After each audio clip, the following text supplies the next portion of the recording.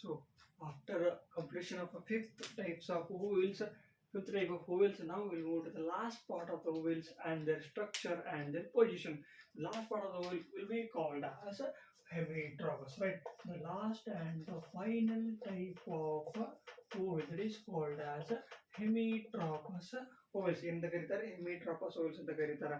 This is the last part of the ovule. What is hemi means? What is tropos means? Hemi in the case of Greek, that means half. How the hemi means half.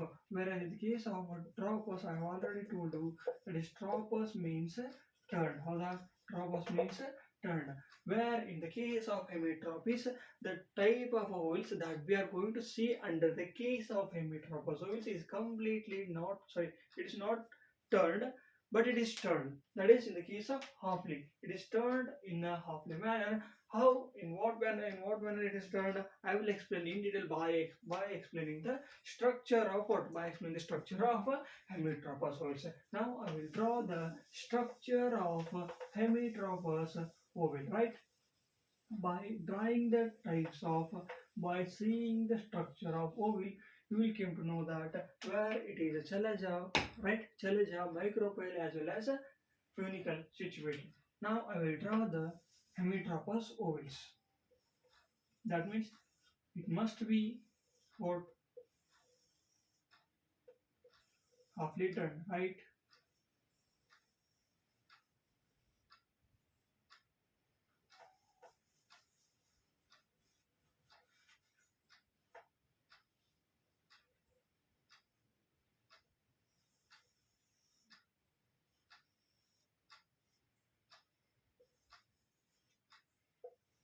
I think you know the parts of this, or you know the parts of ovule.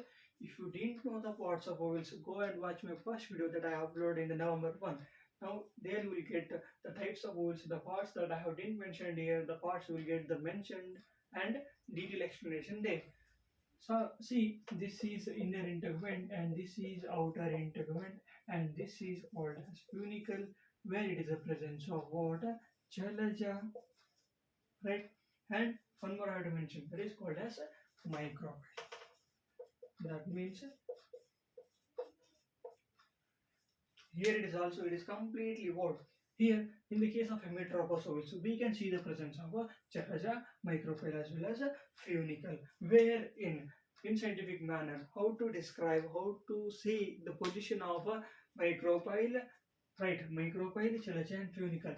Now by trying the XYZ coordinates, we came to know that what, chalaja as well as a micropyle lies in the same line. See, this is the presence of a chalaja, where this is the presence of a micropyle. How the chalaja is the micropyle. Here in the case of what? In the case of Campylotropous also, we can see the presence of chalaja and micropyle are the same lines. But in the case of Hemitropous, we have seen the presence of both are in same line. But in the case of what? In the case of Campylotropous, it is completely what? Right angles. Here it is also, it is somewhat right angles. That means it is somewhat 90-degree angle. It is what? It is somewhat 90-degree under 360 per 30. But not at completely 360 degree, 90 degree, which is completely perpendicular. ಹೌದಾ, perpendicular ಆಗಿರ್ತದೆ. That is called as 90 degree ಬರ್ತದೆ. ಹೌದಾ, that is called as set. ಹಿಂಗೆ ಬರೀಬೇಕ್ರಿ. Chalaja as well as micropyle lies in the same plane, wherein funicle lies perpendicular to the chalaja as well as micropyle. This is called as hemitropous ovules, and by this we have completed all the types of ovules. If any doubt and queries, please comment comment ಮಾಡ್ರಿ, share ಮಾಡ್ರಿ, subscribe ಮಾಡ್ರಿ. If you want some more topics related to the BSc and some other topics which is helpful for you, I will make that and I will clear for you. And this completes the hemitropous ovule and the types of ovules also. Now I will back with some other topics which is completely related to the chemistry, and then I will lead the chemistry topics by 2 to 3 days. I will upload all the types of chemistry, either it is aromatic hydrocarbons, solutions, electrochemistry, and some of the orientation subjects related to chemistry. Now I will upload within 3 to 3 days. Thank you.